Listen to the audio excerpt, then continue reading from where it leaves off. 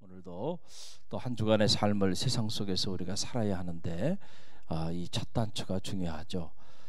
여러분들이 이 월요일 새벽 하나님께 나와 예배하고 또 기도하며 한 주간 시작할 때 이 한 주가 하나님의 영광이 임하는 축복의 한 주가 될 줄로 믿습니다. 에스겔 44장을 통해서 배웁니다.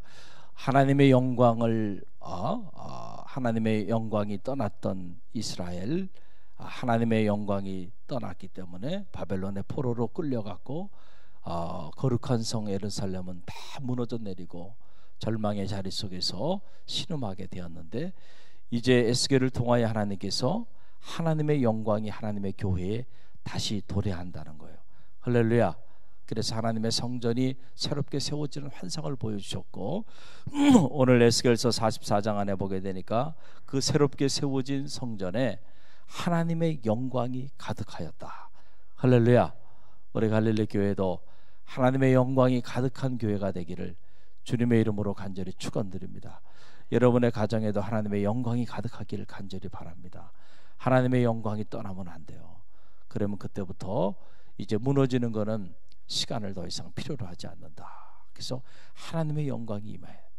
하나님의 영광이 임한 교회는 어떠해야 하는가? 오늘 에스겔 44장 말씀을 통해서 하나님이 우리 가운데 말씀해 주고 있습니다. 자, 첫째는 새롭게 하나님의 영광이 임한 교회는 성속의 구분이 있어야 한다. 성속에 한번 따라 보세요. 성속의 구분이 있어야 한다. 성속의 구분이 있어야 한다. 23절의 말씀이죠. 저와 여러분이 함께 읽겠습니다. Why don't you look at verse 23, 23절. 내 백성에게 거룩한 것과 속된 것의 구별을 가르치며 부정한 것과 정한 것을 분별하게 할 것이며. 참 부정한 것이 있고 거룩한 것이 있다. 속된 것이 있고 정결한 것이 있다. 할렐루야. 이 성속을 구별해야 한다라고 하는 거예요. 이제 하나님의 영광이 새롭게 임해서 새롭게 이스라엘의 절망의 그림자는 사라지고 희망의 역사가 나타나게 되는데, 자, 그런 하나님의 영광이 가득 임하는 그 새 성전에는 성속의 구분이 있어야 한다. 이 말은 다시 말씀드리면 뭐냐면, 성속의 구분이 없었기 때문에 하나님의 교회가 무너진 거죠. 하나님의 교회가 무너졌기 때문에 하나님의 택한 백성의 삶의 자리가 찢김당하고 무너지게 됐다라고 하는 거예요. 여러분, 우리가 믿음의 길을 걸어가다 보면 하나님의 영광이 떠난 이유를 잘 알아야 돼. 하나님의 영광이 떠난 이유, 하나님의 영광이 왜 떠났는가? 부정한 말, 속된 말, 부정한 생각, 속된 생각, 부정한 행동, 속된 행동들이 여러분 공동체 안에 소리 없이 들어와서요, 거룩한 말, 거룩한 생각, 거룩한 삶을 살아가는 이들을 여러분 잠식해가는 거예요. 잠식해가는 거예요. 그렇기 때문에 이 썩은 사과 이론과 똑같은 거예요. 썩은 사과 이론. 많은 사과가 아니에요. 여러분, 여기 사과가 이 성전에 가득하다가 한번 생각해 보세요.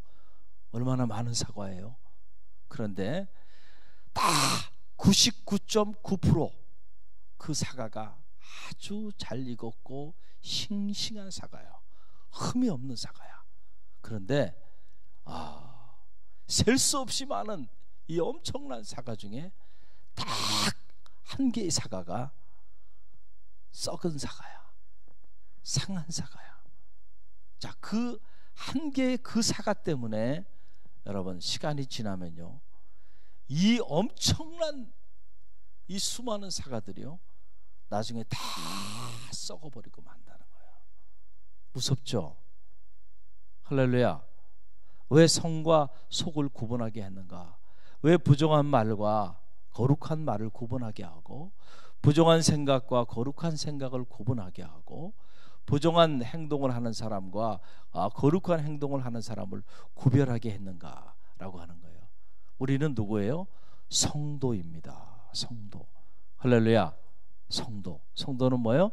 거룩히 구별된 사람들이에요. 그런데 거룩히 구별된 성도임에도 불구하고 구별된 말을 하지 않고 생각을 품지 않고 구별된 삶을 살지 않는 이들이 있다는 거예요.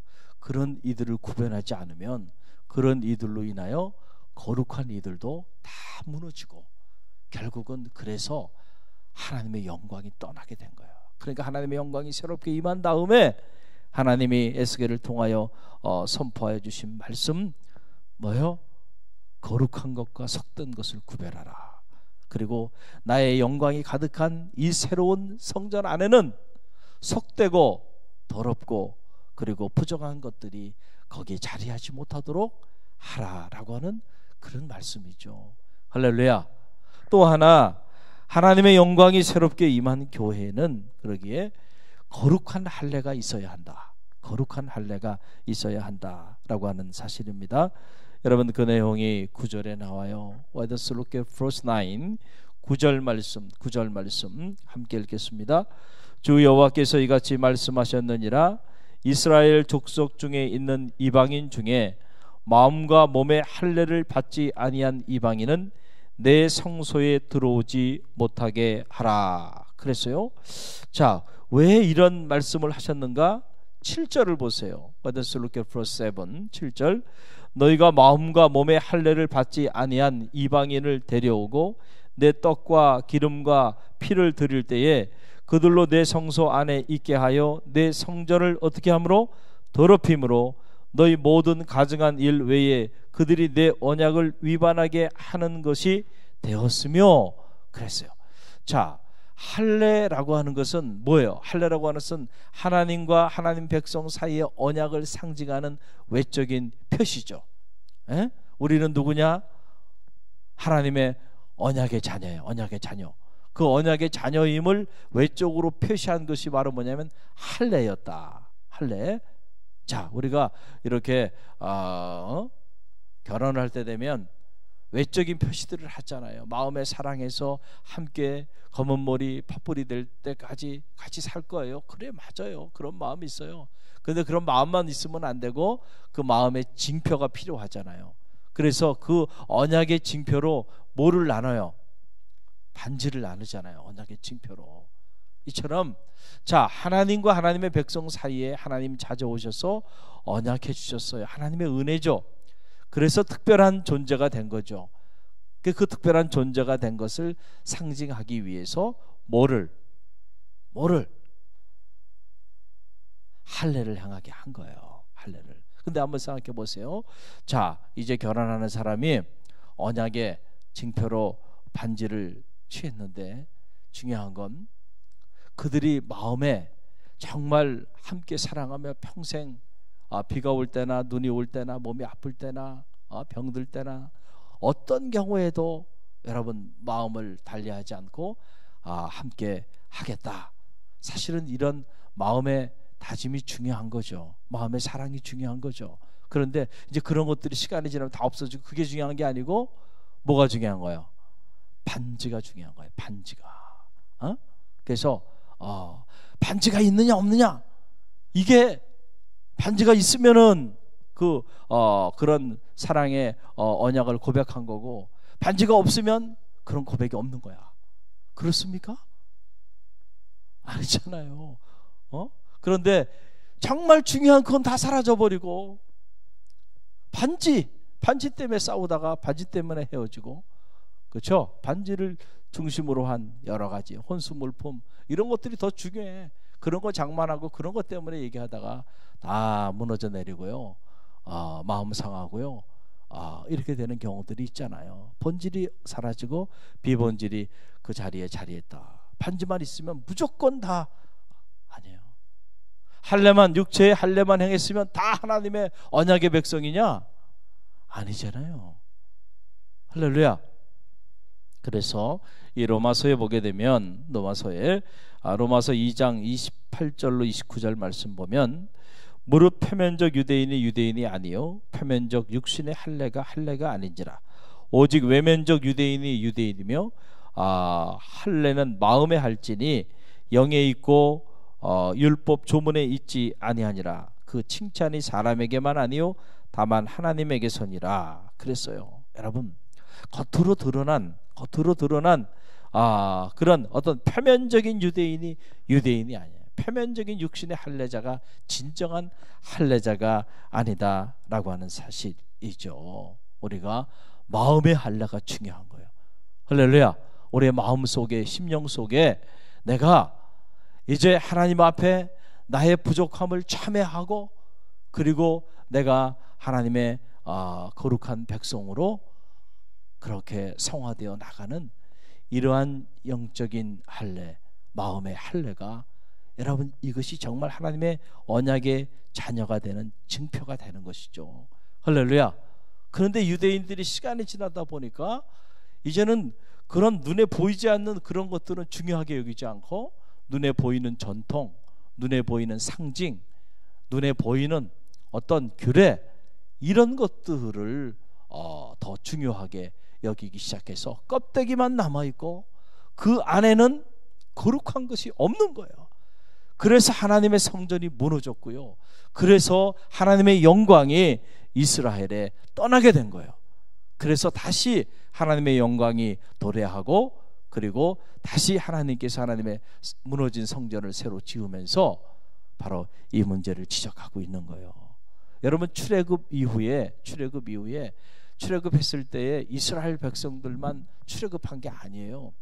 사실은 430년 동안 여러분 생각해 보세요. 이집트에 살았습니다.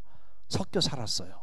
그런데 하나님의 그 놀라운 기적을 체험하게 되니까 거기에 이스라엘 백성만 쫓아온 게 아니고요, 같이 있었던 사람들, 이집트의 그 영광을 봤던, 그 기적을 봤던 사람들도요, 사실은 같이 섞여서 나왔어요. 섞여서 나왔어. 그래서 이스라엘 중에는 이방인들도 있었어요. 자, 그런데 그들 중에 몸과 마음의 할례를 행하지 않은 이들이 있었다. 그러다 보니까 아무것도 아니었어요. 그들은 아무런 힘이 없는 존재들이었어요. 그런데 시간이 지나다 보니까 어떻게 된 일인지, 여러분, 그래요. 거룩한 것은 속된 것에 의하여 쉽게 무너진다니까요. 아무것도 아닌 것 같았는데 그런 이방인들이 소리 없이 하나님의 거룩한 공동체를 이렇게 잠식해 나가기 시작하다가 결국은 거룩한 이스라엘 백성들이 오히려 거룩하지 않은 것들로 변화되게, 그래서 그들이 하나님의 교회를 어떻게 했다는 거예요? 더럽혔다. 그들로 인하여 교회에 가증한 일들이 행해지기 시작했다. 그러면서 교회가 거룩한 공동체가 아니고 가증한 공동체가 되고 말한 거예요.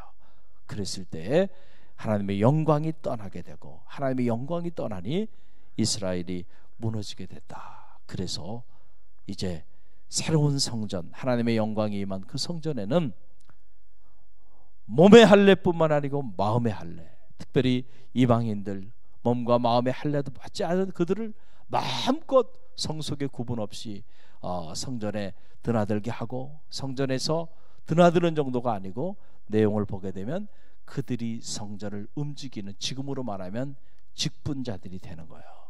집사님도 되고 권사님도 되고 그런 사람들이 장로님도 되고, 심지어 그래서 교회를 더럽히기 시작했다라고 하는 거죠. 그래서 중요한 거는요, 여러분, 이 겉으로 드러난 어떤 표면적인 것이 중요한 것이 아니에요. 심령의 할례, 진실로 하나님의 마음으로 참여하며 하나님의 거룩한 역사에 동참하기를 결단하고 그리스도인의 살기를 결단하고 나가는 그러한 성도, 그러한 성도들이 여러분 모인 곳이 뭐예요? 하나님의 교회, 하나님의 교회. 그리고 그러한 자들이 영적인 힘을 가지고 이 어두운 세상, 더러운 세상을 성화시켜 나가는 자정 능력을 가져야 한다. 그런데 이것이 바뀌게 되면 안 된다는 거예요. 거룩한 이들은 사라져버리고 거룩하지 않은 이들이 교회에 힘을 갖게 되고 교회에 자리하기 시작하면 이 교회는 가증한 교회가 되고 하나님의 영광이 떠나는 그런 교회로 전락되게 된다라고 하는 사실이에요. 그래서 오늘 우리가 이 말씀을 잘 묵상하면서 우리 갈릴리 교회가 정말 하나님의 영광이 가득 흘러 넘쳐서 새로운 희망의 미래로 나가려고 한다면 우리 모두가 육신의 할례자가 아니고요, 마음의 할례자가 돼야 합니다. 할렐루야. 여러분의 신앙생활 오래 했다는 것, 그게 중요한 게 아니에요. 표면적 유대인임을 자랑하는 거예요.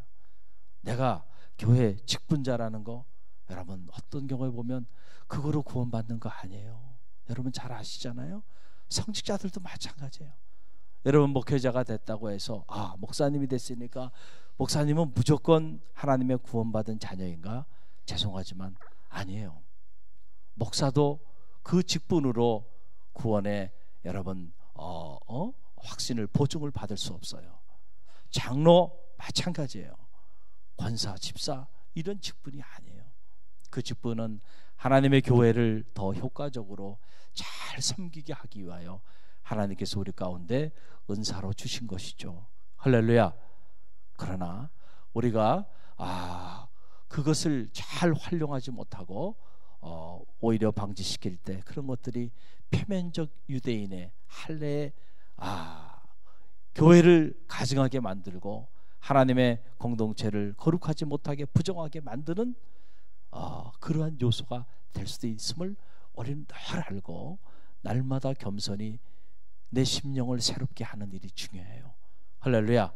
그리고 내가 사람 앞에서가 아니고 하나님 앞에서 구원받은 자로, 특별히 성직자는 그만큼의 더 거룩한 삶을 살기 위해 몸부림쳐야 하고, 교회 장로나 권사나 집사나 이런 높은 그 직분을 가진 이들은 그 직분을 가진 만큼의 하나님 앞에 거룩한 하나님의 마음의 할례자로 성속을 구분하는 거룩한 자로 서기 위하여 부단히 몸부림쳐야 한다.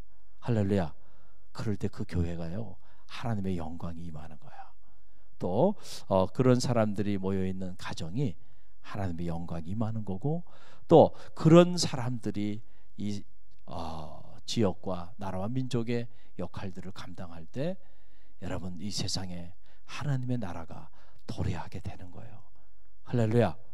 오늘 이 말씀 굳게 보시고, 하나님의 영광이 임하는 새로운 교회, 성속의 구분이 있었다. 그리고 육체의 할례뿐만 아니고 마음의 할례, 그 마음의 할례자들이 모이는 바로 그런 공동체였음을 기억하고, 오늘 우리가 모이는 삶의 자리 속에 이 성속의 구분이 있고, 그리고 마음의 할례, 몸의 할례, 그래서 몸과 마음이 아니고 마음과 몸의 할례자가 되는 그런 축복이 있기를 주님의 이름으로 간절히 축원드립니다. 우리 중보기도 부탁드립니다. 우리 염찬모 권사님 특별히 위해서 여러분 기도해 주시고요. 여름 성경학교가 이제 돌아오는 토요일부터 이렇게 있게 돼요. 제 마음속에는 마음에 한편으로는 기대가 있고 한편으로는 거룩한 근심이 있어요. 거룩한 근심.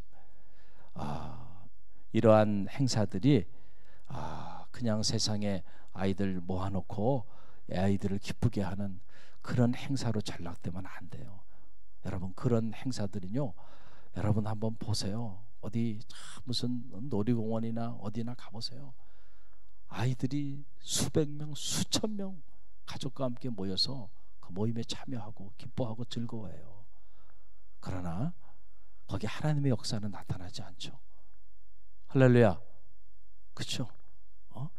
진정한 거룩한 하나님의 역사가 어린 생명들을 통해서 또 젊은이들에게 임하기 위해서는요, 우리가 기도로 준비해야 합니다. 할렐루야. 가장 먼저 사역자들이 기도해야 돼요. 그 다음에 교사들이 기도해야 돼요. 그리고 온 성도들이 이를 위해서 기도로 중보해야 돼요. 우리가 기도하지 않고서는요, 우리는 아무것도 할 수 없어요. 절대 우리는 하나님 일을 할 수 없습니다. 우리를 통하여 하나님이 일하게 하셔야 돼. 그러기 위해서는 우리가 할 수 있는 건 다른 게 아니에요. 하나님께 기도하는 일입니다. 여러분 기도로 더 중보하셔서 이 일에 우리 장로님들 이하 모든 성도들이 한 마음으로 기도로 중보하며 나갈 수 있도록 여러분들 위해서 기도해 주셔서 한 건의 안전사고도 없이 은혜 가운데 한 영혼 한 영혼 우리 자녀들이 하나님의 은혜 안에서 세움받을 수 있도록 기도해 주시기를 바랍니다. 기도합니다.